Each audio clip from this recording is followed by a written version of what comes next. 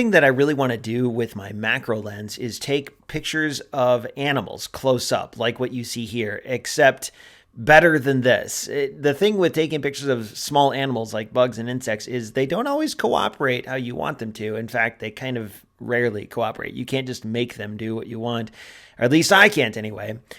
But it's still something I'd like to try. And if you've been watching or if you've been following Weekly 50 past few weeks, you've seen a lot of macro photos, but not a lot of insects and bugs and animals close up. Well, here's one, and it's not super great, but it's something, right? I was out walking on campus with my friend, and we saw this fly on this leaf. And a couple things right away. I wanted to make an interesting composition, so I took the photo with the leaf backlit because it just didn't look that interesting with normal front lighting. It was kind of dull and boring. So I do like that you have the leaf kind of glowing. You got the silhouette of the fly, and I kind of like how the fly is like poking up above the leaf. It's interesting, but I think it could be way better.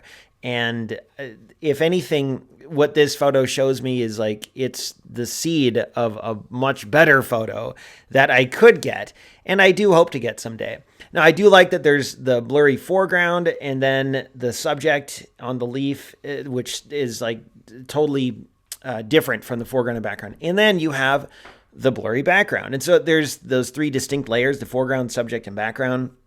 And I'm pretty happy with how this looks overall. Like, it's not a bad photo. It's just this hints at something better. And one thing about this photo that it did work out is it was actually kind of cold this day. I think it was maybe November when I took this. And animals, bugs, insects, a lot of animals really, are just not as active when it's cold out, including people. And this fly was not very skittish.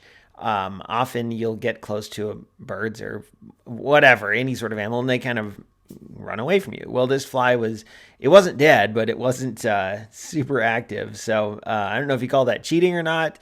I couldn't help it that it was cold and that this fly was sticking around. Anyway, I hope to do more of these. I can't promise that you'll see more, but I do hope to do more. And maybe once spring gets here and things liven up a little bit, there will be more opportunities for photos like this.